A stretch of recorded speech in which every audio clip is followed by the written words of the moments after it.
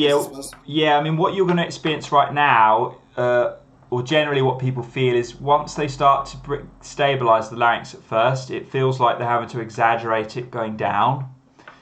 But that's because the context for them is that they're so used to it going up a little bit that to them feels like it's normal and still. Right. So once you get used to, and obviously that's an exaggerated sound, but even if it's a more neutral sound,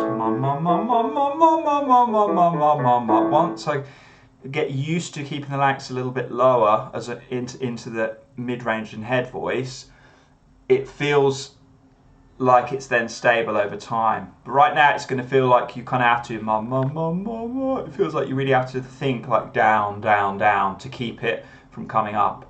But that will become your normal, and it will feel like you're not having to concentrate on keeping it down so much. But yeah.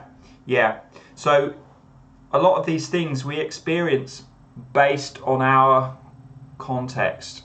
So for me, what you're doing feels flat, but for you it feels like you have to think down, down, down on the larynx to keep it from not coming up at all.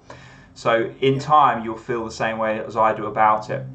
Now, when we're on other sounds that are more neutral, more singing type qualities, we still have that cry being employed.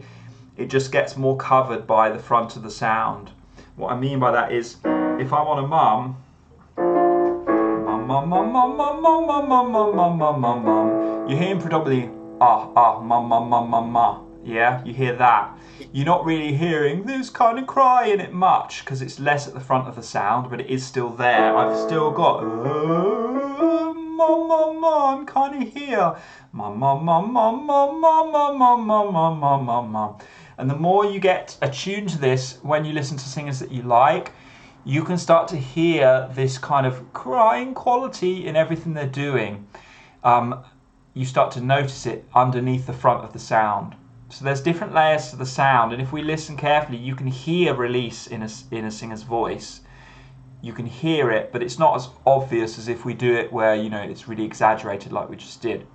But the idea is it gets you used to, how do I keep that larynx down? How do I employ more cry as I go up higher? It just gets you used to starting to actually search for it rather than just kind of thinking it's just going to happen. If you let go enough, it will kind of just fix itself. It won't do. Because the thing is to get the larynx to stabilize, particularly on those low larynx vowels like that, we actually need some muscles to hold on more. The CT muscles is what they're called, the cricothyroid muscles. They're responsible for lengthening your folds. And when the larynx is low, because the tube is bigger between your mouth and the folds, the CT muscles have to work a bit harder for the pitch.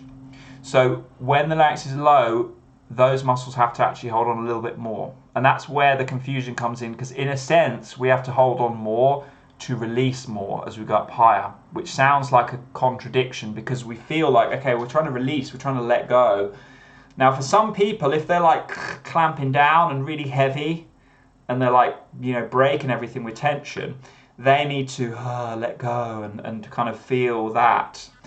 But for singers that lack coordination and they can't keep the larynx down as they get up higher, for them, release is often learning to hold on a little bit more to that dopey quality so that they can stay on top and get those CT muscles to engage a bit more.